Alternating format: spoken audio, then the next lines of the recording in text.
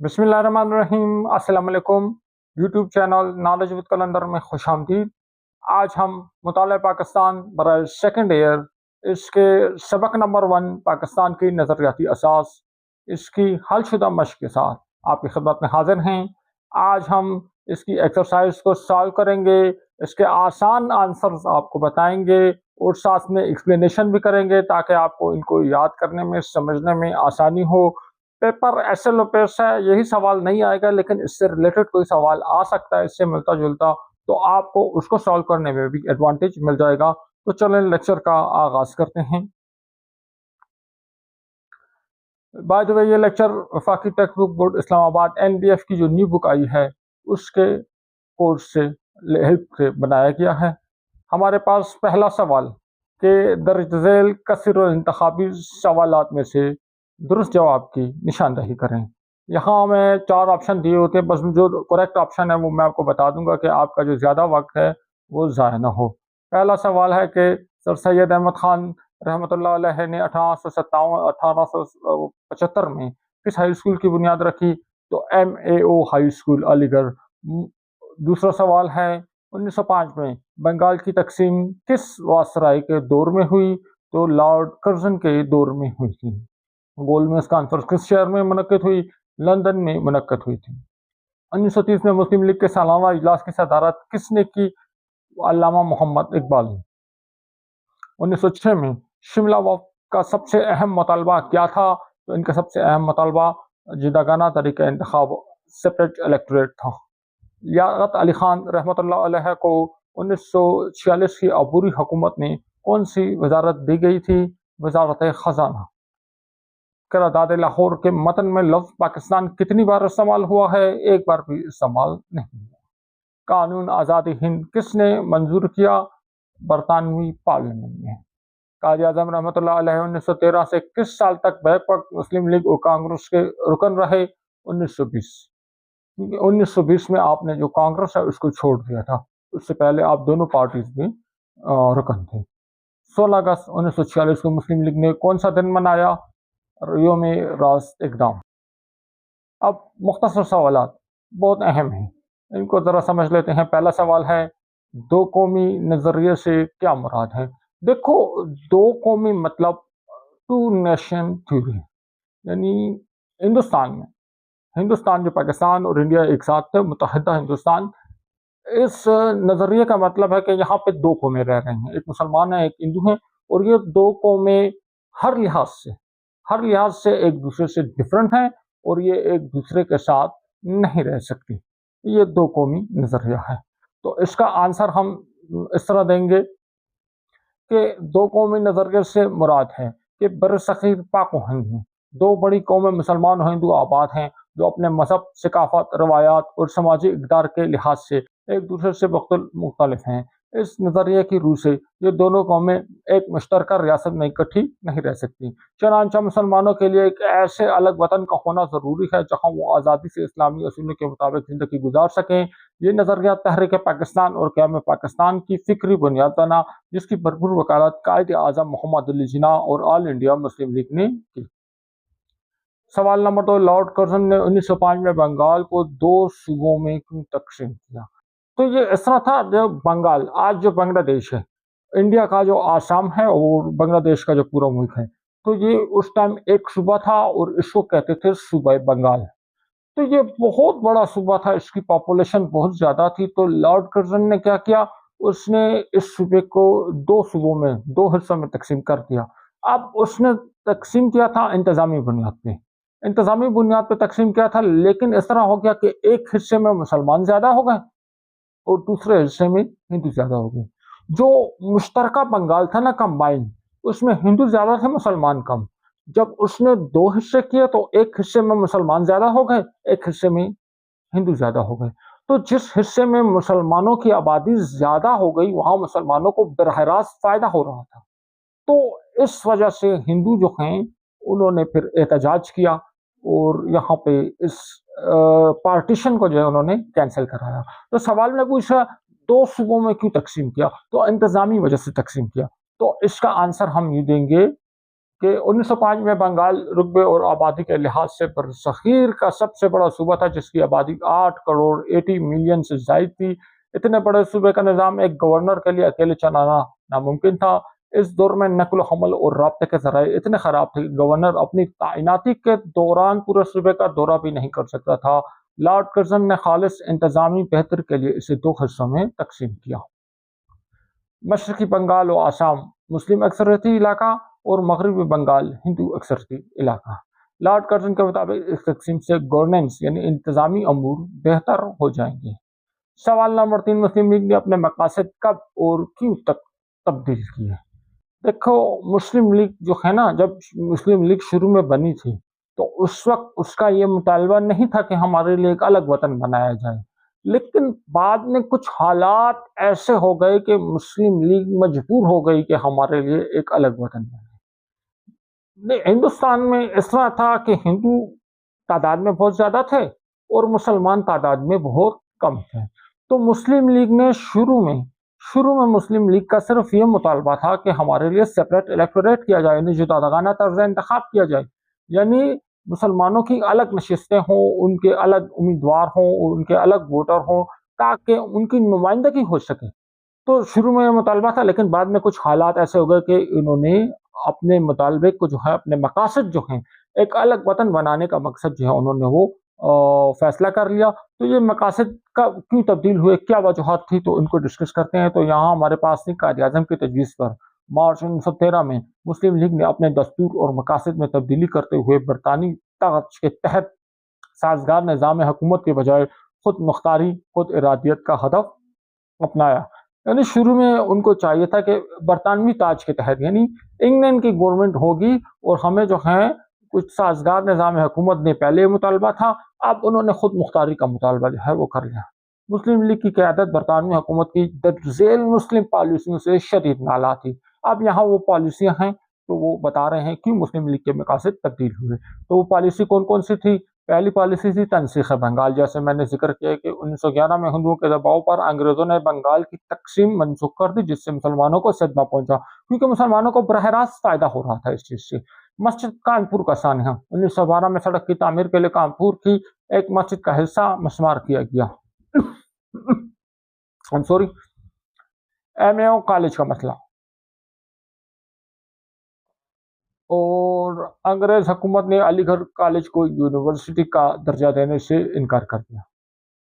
بین الاقوامی صورتحال، اٹلی نے جب خلافت عثمانیہ ترکی پر حملہ کیا تو برطانوی حکومت نے مسلمانوں کے جذبات کا خیال رکھے بغیر اٹلی کی حمایت کی۔ تو یہ وجوہات ہے جس کی وجہ سے مسلم لیگ نے اپنے کیا کر دیے، مقاصد جو ہیں ان کو تبدیل کر دیا۔ سوال نمبر 4، قائد اعظم نے کابینہ مشن پلان کو کیوں قبول کیا؟ Cabinet mission. اب کیبنٹ مشن کا پلان یہ تھا کہ ہندوستان میں چھوٹے چھوٹے صوبے تھے، تو جتنے بھی صوبے ہیں ان کو خود مختاری دے دی جائے گی، اور جو مرکز جو ہے وہ کچھ اختیارات اپنے پاس رکھے گی، دفاع، کرنسی وغیرہ، اور باقی جتنے بھی اختیارات ہیں صوبوں کو دے دیے جائیں گے۔ اور اس کیبنٹ مشن میں سب سے اہم بات یہ تھی کہ 10 سال بعد ہر صوبے کے پاس یہ اختیار ہوگا کہ وہ جو ہے وفاق کے ساتھ رہنا چاہتا ہے یا الگ ہونا چاہتا ہے۔ تو مسلمانوں کا تو مطالبہ ہی یہ تھا کہ الگ وطن بنایا جائے جہاں مسلمانوں کی اکثریت ہے۔ تو اس طرح 10 سال بعد وہ صوبے جہاں مسلمانوں کی اکثریت تھی وہ الگ ہو کے ایک الگ وطن بنا سکتے تھے۔ تو پاکستان کا جو مطالبہ ہے وہ یہاں سے پورا ہو رہا تھا۔ یہ وجہ ہے قائد اعظم نے شروع میں اس مشن کو اس لیے قبول کیا۔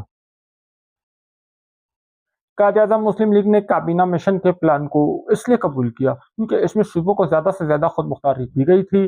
اس پلان میں ایک شرط یہ تھی کہ 10 سال بعد مسلم اکثریتی صوبوں کو یہ حق حاصل ہوگا چاہے تو ہندوستانی یونین سے الگ ہو جائیں۔ قائد اعظم نے اس شک میں ایک بڑے پاکستان کی جھلک دیکھی۔ بعد میں کانگریس نے اس پلان کے بنیادی نکات کو ماننے سے انکار کر دیا اور انگریز حکومت نے بھی لیت و لیل سے کام لیا۔ چنانچہ قائد اعظم نے شدید برہم ہو کر اسے مسترد کر دیا اور 16 اگست 1946 کو یوم راست اقدام منانے کا اعلان کیا۔ سوال نمبر 5، 1942 کی شملہ کانفرنس کیوں ناکام ہوئی؟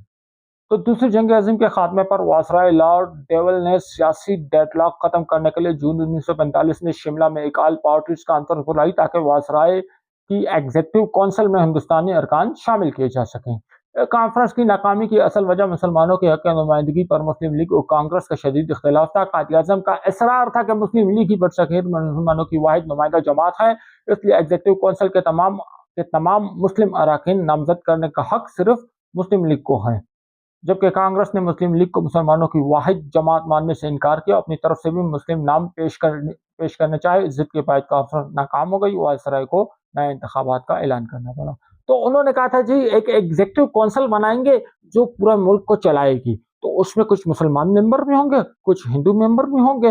تو قائد اعظم مسلم لیگ جو ہے انہوں نے کہا کہ بھئی مسلمانوں کی نمائندگی صرف ہم کر رہے ہیں، تو مسلمان ممبر صرف ہم پیش کریں گے۔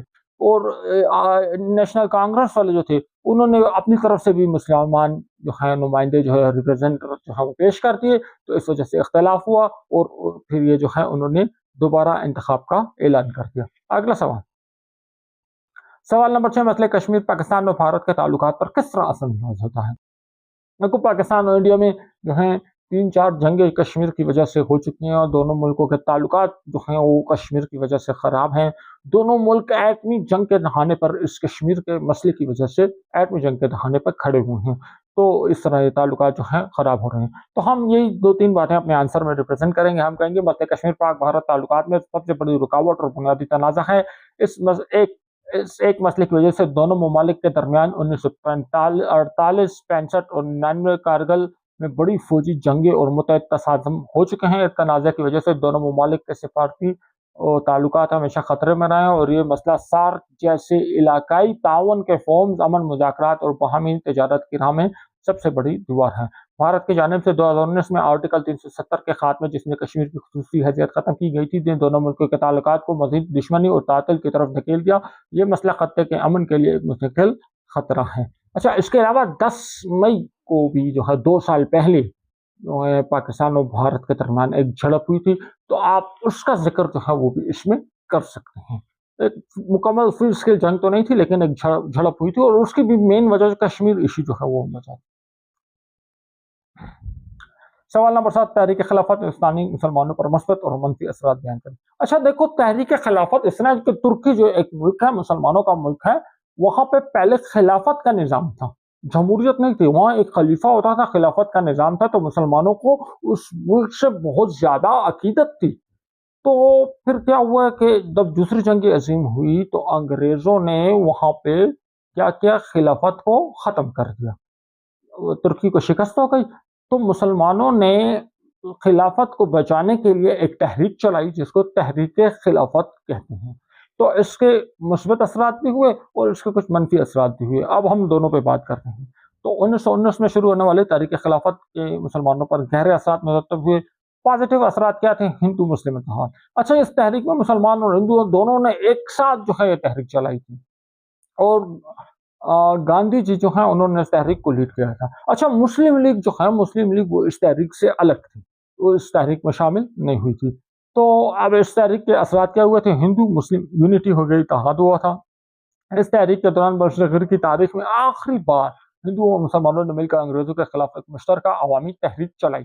نئی سیاسی قیادت، اس تحریک نے مسلمانوں کو مولانا محمد علی جوہر، مولانا شوکت علی اور دیگر باصلاحیت متحرک نوجوان لیڈر فراہم کیے، جنہوں نے آگے چل کر تحریک آزادی میں اہم کردار ادا کیا۔ مسلمانوں کو لیڈرشپ مل گئی تھی۔ بعد میں کانگریس کے رویے کی وجہ سے، ہندوؤں کے رویے کی وجہ سے وہ جو ہے کانگریس سے الگ ہو گئے تھے، وہ مسلم لیگ میں شامل ہو گئے، اور انہوں نے پاکستان کی جو موومنٹ ہے اس میں ایک رول ادا کیا۔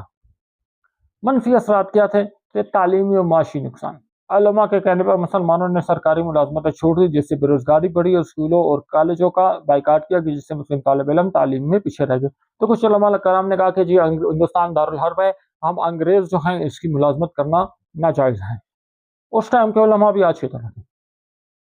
ناکام ہجرت افغانستان، کچھ علماء کے فتوے پر ہزاروں مسلم خاندان اپنی جائیدادیں سستے دموں بیچ کر افغانستان ہجرت کر گئے۔ تو ان علماء کرام نے کہا کہ جی ہندوستان جو دارالحرب ہے، تو یہاں رہنا، مسلمانوں کا رہنا ٹھیک نہیں ہے، مسلمانوں کو یہاں سے ہجرت کرنی چاہیے۔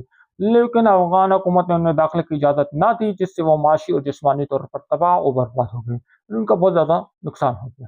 اب تفصیلی جوابات یہاں پہ اس ایکسرسائز میں 5 سوالات ہیں، ان کو ڈسکس کرتے ہیں۔ مطلب سوالات کے جواب تفصیل سے دیں۔ پہلا سوال، آل انڈیا مسلم لیگ کے قیام کے بنیادی اسباب کیا تھے؟ تفصیلاً بیان کریں۔ تو آل انڈیا مسلم لیگ بنی، اس کے بنیادی اسباب ون بائی ون ڈسکس کرتے ہیں۔ تو 20ویں صدی کے آغاز میں بر صغیر کے سیاسی حالات تیزی سے بدل رہے تھے اور بدلتے حالات نے مسلمانوں کو اپنی سیاسی جماعت بنانے پر مجبور کیا۔ سوال میں کہہ رہے ہیں مسلمانوں نے اپنی الگ سیاسی جماعت کیوں بنائی؟ ٹھیک ہے، تو 30 دسمبر 1906 کو ڈھاکہ میں آل انڈیا مسلم لیگ کا قیام عمل میں آیا اور سر آغا خان اس کے پہلے صدر منتخب ہوئے۔ آل انڈیا مسلم لیگ کے قیام کے اہم اسباب درج ہیں۔ انڈین نیشنل کانگریس کا رویہ، ٹھیک ہے، تو پہلا جو سبب ہے وہ نیشنل کانگریس کا رویہ ہے۔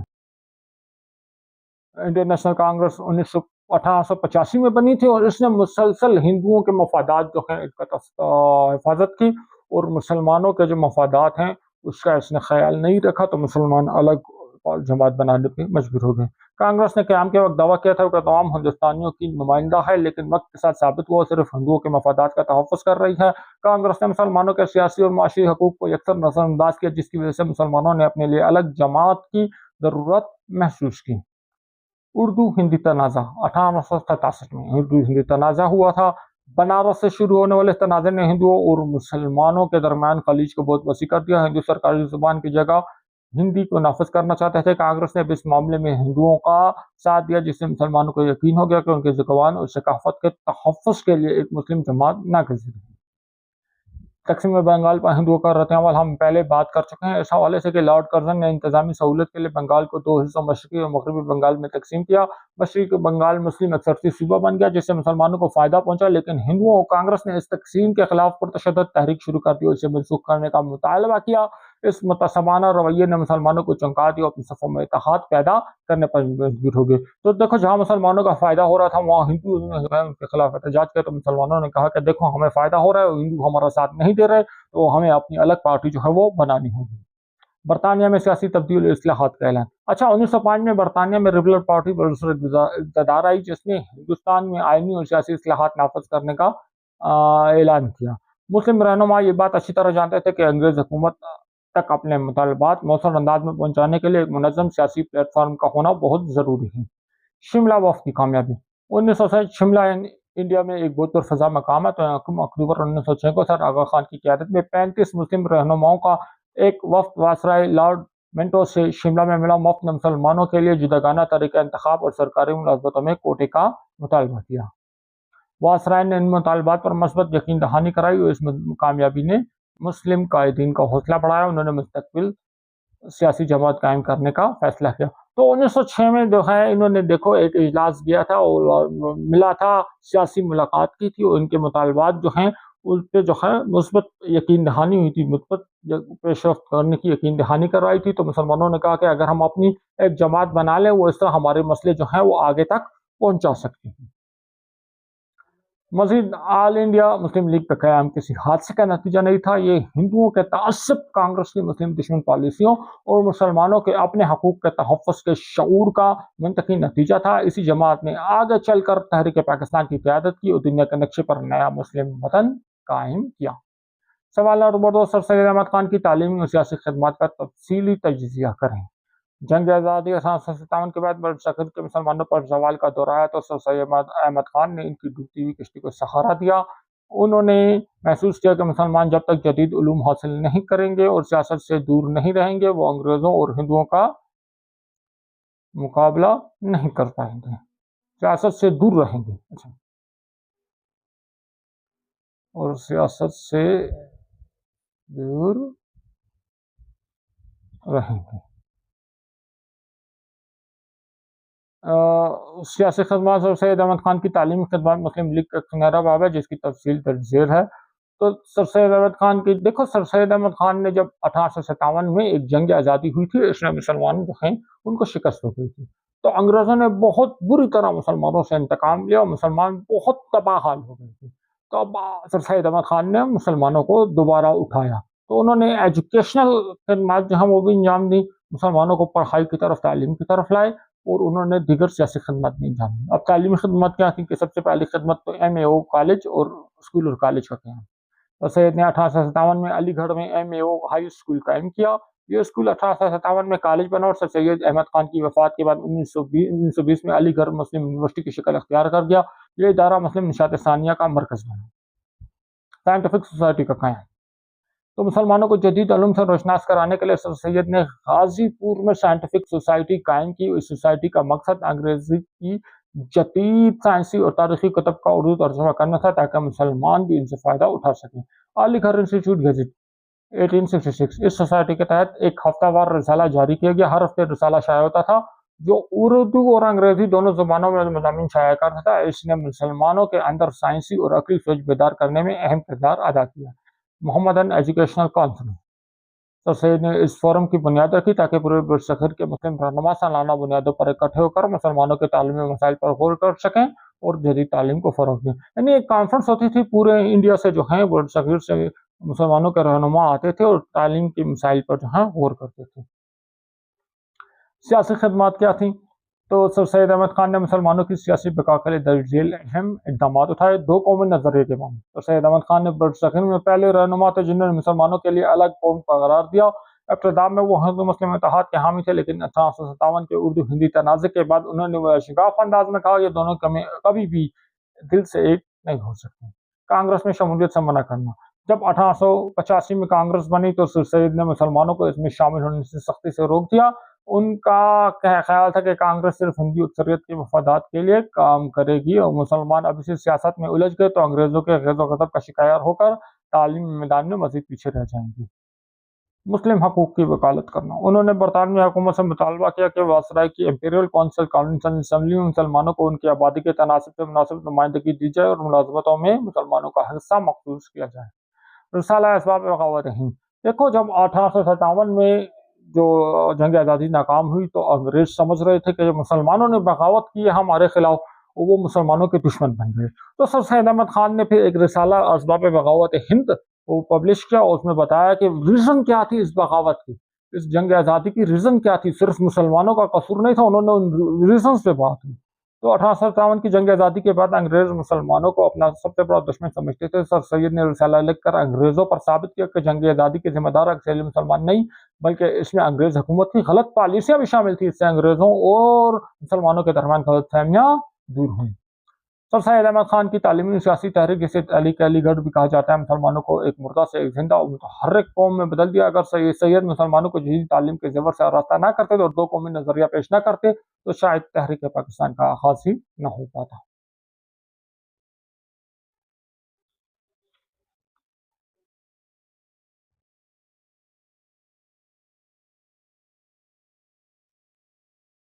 अगला सवाल हमारे पास है सवाल नंबर 3, करारदाद लाहौर 1940 के पस मंज़र और अहमियत पर तफसीलन बहस करें। करारदाद लाहौर तहरीक पाकिस्तान की तारीख का वो अजीम संग मील है। आप देखो, मुस्लिम लीग का सालाना इजलास हुआ था लाहौर में 1940 में। वहाँ एक रेजोल्यूशन पेश की गई थी जो करारदाद लाहौर थी। वो बाद में इस करारदाद को हिंदुओं ने और अंग्रेज़ों ने, हिंदुओं ने इसको करारदाद पाकिस्तान के नाम से मशहूर कर दिया और मुस्लिम लीग ने इसको एक्सेप्ट कर लिया। और यही करारदाद, यही जो करारदाद है, ये आगे पाकिस्तान बनने में जो है इसने अहम किरदार अदा किया। करारदाद लाहौर तारीख़ पाकिस्तान का वज़ीम संग मेल है जिसने बरसग़ीर के मुसलमानों की मंजिल का तयन किया। ऑल इंडिया मुस्लिम लीग का 27वां सालाना इजलास 22 से 24 मार्च 1940 को मिंटो पार्क मौजूदा इकबाल पार्क लाहौर में हुआ। इस तारीख़ी इजलास की सदारत कायद आज़म मोहम्मद जिन्ना ने की, जबकि अलहदा वतन की तारीख का ये करारदाद बंगाल के वज़ीर आज़म A.K. फजल हक ने पेश की। करारदाद लाहौर का पस मंज़र। करारदाद लाहौर के तहत पेश किए जाने वाले दर्जेल अहम मुहर्रिकात और असबाब शामिल थे।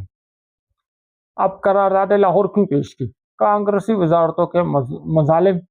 ठीक है, 1937 के इंतखाबात में बरसग़ीर के 8 सूबों में कांग्रेस की हुकूमतें कायम हुई। इन 2 सालों में मुसलमानों पर मजहबी, माशी, तालीमी तंगी की गई।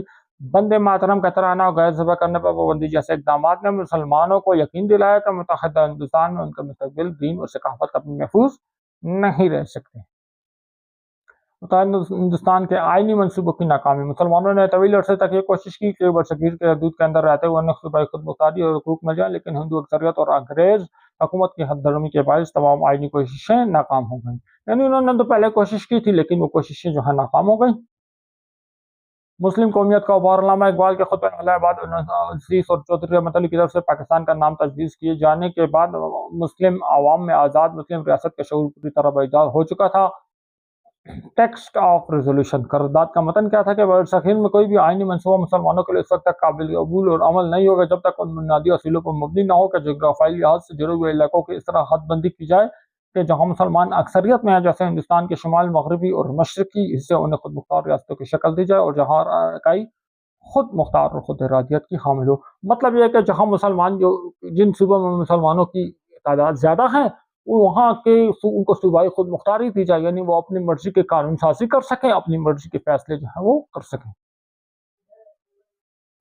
करारदाद लाहौर की अहमियत क्या थी? मंजिल का तयन, मुसलमानों को उनकी मंजिल मिल गई थी। करारदाद से पहले मुसलमान सिर्फ हकूक और तहफ़्फ़ुज़ात मांग रहे थे, इसके बाद मुसलमानों की जद्दोजहद का रुख बदल गया, उन्होंने वाज़ह तौर पर अलग वतन को अपना वतन बना लिया। मुस्लिम लीग की मकबूलियत में बहुत ज़्यादा इजाफा हो गया था इस करारदाद के बाद।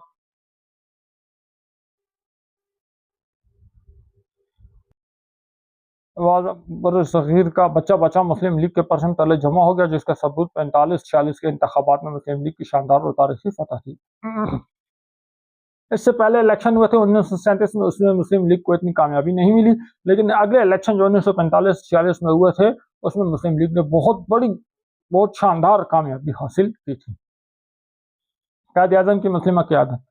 इसके बाद कायद आज़म मोहम्मद अली जिन्ना बरसगीर के मुसलमानों के मुतफ़िक़ा और ग़ैर मुतनाज़ा रहनुमा बनकर गुज़रे, यानी पूरे बरसगीर में जितने मुसलमान थे उन्होंने कायद आज़म को अपना लीडर तस्लीम कर लिया। हिंदू अंग्रेज़ों का रद्द-ए-अमल, हिंदुओं ने तंज़न इसे करारदाद पाकिस्तान कहना शुरू किया, जिसे मुसलमानों ने बख़ुशी कबूल कर लिया। अंग्रेज़ों को भी अंदाज़ा हो गया कि अब हिंदुस्तान की तक़सीम को रोका नहीं जा सकता। मुख्तसर यह कि इस करारदाद ने बरसगीर की सियासत का धारा बदल दिया। करारदाद लाहौर ने मुसलमानों को ऐसी ठोस शम दी जिसके सिर्फ साल बाद दुनिया के नक्शे पर पाकिस्तान नामी सबसे बड़ी इस्लामी रियासत वजूद में आ गई। सवाल नंबर 4, पाकिस्तान को क़याम के वक्त पाकिस्तान को दरपेश इब्तदाई मसाइल का जायजा लें, बताएं कि मुल्क ने इन चैलेंजेस पर काबू पाने के लिए किस तरह कोशिश की। तो 14 अगस्त 1947 को जब पाकिस्तान कायम हुआ तो हिंदू रहनुमाओं और बरतानवी वासराय की शदीद मुखालिफत के बावजूद बना था। चनाता जाते जाते उन्होंने नौज़ायदा रियासत के लिए ऐसे पेचीदा मसाइल खड़े किए जिनका मकसद पाकिस्तान को माशी और इंतजामी तौर पर मफलूज करना था। ताहम कायद आज़म मोहम्मद अली जिन्ना की वल्वल अंगेज क़यादत और कौम के जज्बे ने इन चैलेंजेस का डट कर मुकाबला किया। पाकिस्तान बना था तो उसको क्या चैलेंजेस थे शुरू में, और इन चैलेंजेस को किस तरह हमने फेस किया, किस तरह उनका मुकाबला किया। इब्तदाई मसाइल क्या थे? इंतजामी मसाइल, एडमिनिस्ट्रेटिव प्रॉब्लम। देखो, पाकिस्तान के पास कोई दारुल हुकूमत नहीं था। दिल्ली एक दारुल हुकूमत था, वो इंडिया के पास चला गया।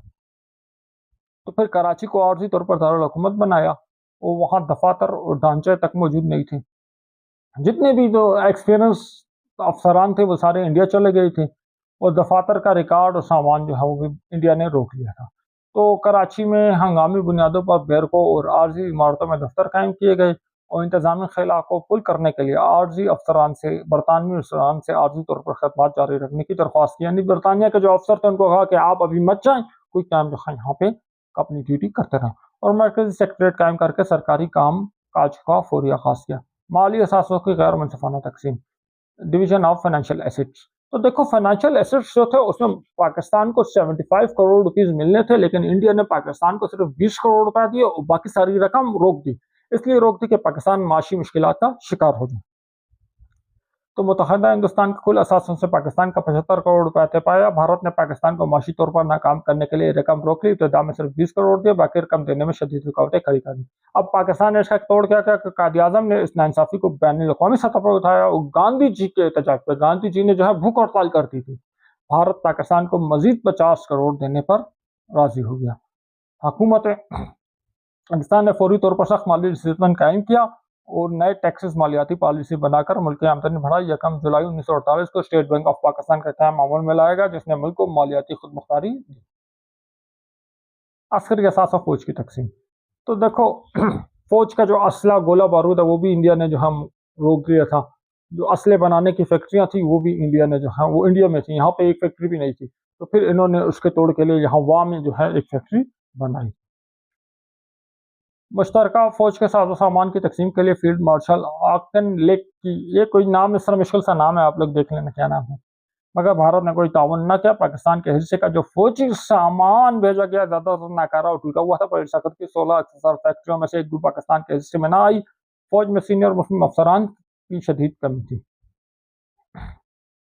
कायद आज़म ने کیا کیا برطانوی افسروں کو عارضی طور پر کمانڈ سونپی تاکہ مسلح افواج کو منظم کیا جائے، اور تربیت کے لیے فوجی ادارے جیسے MP کا کل قائم کیے، اسلحے کی کمی پوری کرنے کے لیے واہ میں اسلحے کی فیکٹری کی بنیاد رکھی۔ اب نہری پانی کا مسئلہ دیکھو، یہ آگے میں دیکھنے میں سمجھاتا ہوں۔ ریڈ کلف لائن کی بدولت مسلم اکثریتی علاقوں کے ہیڈ ورکرز جیسے مدھو پور اور فیروز پور بھارت کو دے دی گئے۔ 1948 میں بھارت نے پاکستان آنے والی نہروں کا پانی روک دیا، جس سے پاکستان کی زرعی معیشت کی تباہی کا خطرہ پیدا ہو گیا۔ ستمبر کے دریاؤں کا منبع کشمیر بھی بھارت کے قبضے میں چلا گیا۔ پاکستان نے سنگین مسئلے کو عالمی سطح پر اقوام متحدہ اور ورلڈ بینک کے سامنے اٹھایا۔ طویل مذاکرات کے بعد 1960 میں سندھ طاس معاہدہ طے پایا، جس کے تحت 3 مغربی دریا پاکستان کو ملے اور پانی ذخیرہ کرنے کے لیے منگلا اور تربلا جیسے ڈیم بنانے کا حق ملا۔ مہاجرین کی آباد کاری، یہ تاریخ کی سب سے بڑی ہجرت تھی۔ 65 لاکھ مسلمان بھارت میں سب کچھ جٹا کر قسم پرسی کی حالت میں پاکستان پہنچے۔ ان لاکھوں پناہ گزینوں کے لیے فوری طور پر خوراک، پناہ گاہ، طبی امداد اور روزگار کا انتظام کرنا ایک پہاڑ جیسا چیلنج تھا۔ قائد اعظم نے ذاتی نگرانی میں Quaid Azam refugee relief fund قائم کیا، عوام سے مدد کی اپیل کی۔ پنجاب اور سندھ کے مقامی لوگوں نے انصار مدینہ کی یاد تازہ کرتے ہوئے اپنے بھائیوں کو خندہ پیشانی سے گھروں میں جگہ دی۔ پاک فوج نے کیمپوں کا قیام، سیکورٹی، مہاجرین کو بحفاظت منتقل کرنے میں تاریخی کردار ادا کیا۔ جغرافیائی اور سیاسی اور آئینی چیلنجز۔ اب جغرافیکل چیلنج دیکھو، جغرافیائی چیلنج اس طرح تھے۔ پاکستان کے ایک سائڈ پر کیا تھا؟ انڈیا تھا، وہ ان کا دشمن۔ دوسری سائڈ پہ افغانستان تھا، اس نے پاکستان کو ایکسیپٹ کرنے سے انکار کیا، وہ ان کا دشمن بنا ہوا تھا۔ تو یہ بہت جغرافیائی سطح پہ دو طرف دشمن سے درمیان میں، آپ دشمنوں کے بیچ میں سینڈوچ بنے ہوئے تھے۔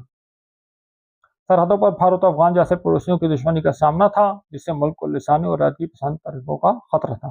اندرونی طور پر کیا تھا؟ ملک چلانے کے لیے کوئی آئین نہیں تھا، جس کی وجہ سے 1935 کے گورنمنٹ آف انڈیا ایکٹ کو عبوری طور پر آئین بنایا گیا کہ جو India government of India act تھا، انگریزوں کا جو قانون تھا وہی چلے گا، اور مستقبل کے آئین سازی کے لیے 9 سال لگ گئے۔ تو پاکستان نے اپنی بقا کے لیے مفید دفاعی اور غیر جانبدارانہ خارجہ پالیسی اختیار کی اور عالمی برادری میں اپنا مقام بنایا۔ قائد اعظم نے دستور ساز اسمبلی کو متحرک کیا کہ آئین سازی کا کام تیز ہو سکے، اگرچہ ان کی وفات کے بعد اس عمل میں تاخیر ہوئی اور پہلا آئین 1956 میں بن سکا۔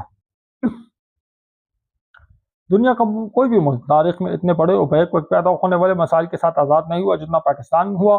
بھارتی رہنماؤں کا خیال تھا کہ پاکستان چند مہینوں کی معاشی طور پر تباہ ہو کر دوبارہ بھارت میں ضم ہو جائے گا، لیکن قائد اعظم محمد علی جناح کی مضبوط قیادت، سرکاری ملازمین کی بے لوث محنت اور عوام کی لازوال قربانیوں نے پاکستان کو ایک مستحکم اور ناقابل تاثر ریاست بنا کر دم دیا۔ سوال نمبر 5، جواز پیش کرے کہ 2 قومی نظریہ ہی پاکستان کے قیام کی بنیاد بنا۔ یہ پاکستان جو بنا ہے یہ 2 قومی نظریے کی وجہ سے ہی بنا ہے۔ یہ وہی باتیں ہیں جو ہم اوپر ڈسکس کر چکے ہیں کہ یہ 2 قومی نظریہ ایک نعرہ نہیں تھا، مسلمانوں کی شناخت تھی۔ ٹھیک ہے، اس نظریے کا مطلب ہے کہ اسلام، ہندو اور 2 مذہب نہیں، 2 معاشرتی نظام ہیں۔ اس نظریے نے مسلمانوں کو شعور دیا کہ وہ ہندوؤں کے ساتھ ایک ملک میں نہیں رہ سکتے، اور یہ جو ہے فکر بنیاد پاکستان کے قیام کا سبب بنے۔ پاکستان کی شناخت اور مذہبی بنیادیں دیکھو، برصغیر میں جب مسلمان آئے تھے تو خلافت راشدہ کے دور میں 7ویں صدی میں، اور بطور تاجر صوفیہ کرام آ چکے تھے۔ جب خلافت راشدہ کا دور تھا تو مسلمان آنا شروع ہو چکا تھا، تاجروں کے صورت میں اور صوفیہ کرام کی صورت میں۔ اس کے بعد 1712 میں محمد بن قاسم نے سندھ فتح کر لیا اور اسلام کے پھیلاؤ کے راستے کھولے۔ تو اسلام قبول کرنے کے بعد مقامی لوگوں کا طرز زندگی، سوچ اور سانچہ ہندوؤں سے الگ ہو گیا۔ انہوں نے اپنی ایک انفرادی جناگانہ شناخت برقرار رکھی، جو 2 قومی نظریے کا پہلا قدم تھا۔ 1000 سالہ تاریخ آپ دیکھ لو کہ 1206 میں قطب الدین ایبک نے دہلی سلطنت کی بنیاد رکھی۔ مغلوں کے زوال 1857 تک مسلمانوں نے تقریباً 1000 سال حکومت کی، اور اس عرصے میں ہندو مسلمان پڑوسیوں کی طرح ساتھ تو رہے لیکن کبھی آپس میں ضم نہ ہو سکے، یعنی 1000 سال سے ساتھ رہ رہے تھے لیکن ایک قوم نہ بن سکے۔ تو 1000 سال سے جو ایک قوم نہیں بن سکے، وہ آگے کس طرح ایک قوم بن سکتے ہیں؟ دونوں کے ہیرو، تہوار، کھانے پینے اور خاندانی قوانین ایک دوسرے سے بالکل برعکس ہیں۔ سر سید احمد خان کا سیاسی جواز دیکھو، انگریز دور میں ہندوستانی قومیت سب ایک قوم ہے کا پروپیگنڈا شروع ہوا تو سید احمد خان نے اس کی مخالفت کی، اور 1867 میں ہندو ہندی تنازع ہوا تو سر سید نے واضح الفاظ میں کہہ دیا کہ دونوں قومیں اب کبھی بھی ایک نہیں ہو سکتی۔ تو انہوں نے مغربی جمہوریت برصغیر میں ہمیشہ ناکام ہو جائے گی کیونکہ عددی اکثریت ہندوؤں کی رہے گی. انہوں نے کہا کہ اگر مغربی جمہوریت یہاں لے گے ہندو زیادہ مسلمان کم ہے تو ہندو جو ہے ساری سیٹیں ساری حکومت ہندوؤں کو مل جائے گی اور مسلمان مائنورٹی میں ان کو کچھ بھی نہیں ملے گا. تو انہوں نے کہا یہ یہاں نہیں چل سکتے, مسلمانوں کا الگ بننا چاہیے. ہندو نے کی اکثریت کے معاشی اور سماجی خدمات. تو دیکھو انڈیا میں مسلمان صرف 25% تھے, تو مسلمانوں کو یہ خدشہ تھا کہ انگریز جب چلا جائے گا متحد ہندوستان بنا تو سارا ہندوستان 75% ہندوؤں کے پاس چلا جائے گا. اور پھر 1937 میں جو حکومت بنی تھی کانگریس کی وزارتیں تھیں 2 سال تک, تو اس میں مسلمانوں کے سارے خدشات بالکل درست ثابت ہو گئے تھے کہ مسلمان اپنی مذہبی آزادی برقرار رکھنا بھی مشکل ہو گیا تھا. انہوں نے کہا کہ جب یہ انگریز چلے جائیں گے تو پھر تو ہم ہندو کے غلام بن جائیں گے. پھر علامہ اقبال کا خطبہ دیکھیں آپ 1930 میں, تو علامہ اقبال نے بھی اپنے خطبے میں یہی بات کہی تھی کہ مسلمان جو ہے ہندوستان ایک تضادات کا مجموعہ ہے, یہاں مسلم ریاست کا قیام ضروری ہے جہاں مسلمان اپنے دین ثقافت کے مطابق زندگی گزار سکیں. اس سے مسلمانوں کو نظریے کی منزل نظر آنے لگی. پھر قائد اعظم کی قیادت کا حتمی جواز آپ دیکھ لو. جو قائد اعظم شروع میں ہندو مسلم سفیر تھے, لیکن ہندوؤں کی سیاست دیکھ کر وہ کیا بن گئے, 2 قومی نظریے کے وکیل بن گئے. انہوں نے 1940 میں اپنے خطے میں ارشاد فرمایا کہ ہندو مسلم مذہب نہیں, 2 معاشرتی نظام ہے. ہندو مسلمان کبھی بھی ایک مشترکہ قوم نہیں بن سکتی. ان کا تعلق 2 مختلف تہذیبوں سے ہے جو ایک دوسرے کی ضد ہے. تمام حقائق سے ثابت ہوتا ہے 2 قومی نظریہ کوئی عارضی یا سیاسی فیصلہ نہیں تھا بلکہ برصغیر کے مسلمانوں کی بقا کا واحد راستہ تھا. اگر یہ نظریہ موجود نہ ہوتا تو مسلمان ہندوؤں کی اکثریت کے کلچر میں مدغم ہو کر اپنی شناخت کھو دیتے. اور اسی نظریے کے منطقی جواز کی بدولت 14 اگست 1947 کو دنیا کے نقشے پر پاکستان کا قیام عمل میں آیا. تو اس کے ساتھ یہ جو ایکسرسائز ہے یہ اختتام پہ پہنچ گئی. امید ہے آپ کو تھوڑا سا ایڈوانٹیج جو ہے آپ کو ہو گیا ہوگا اس حوالے سے.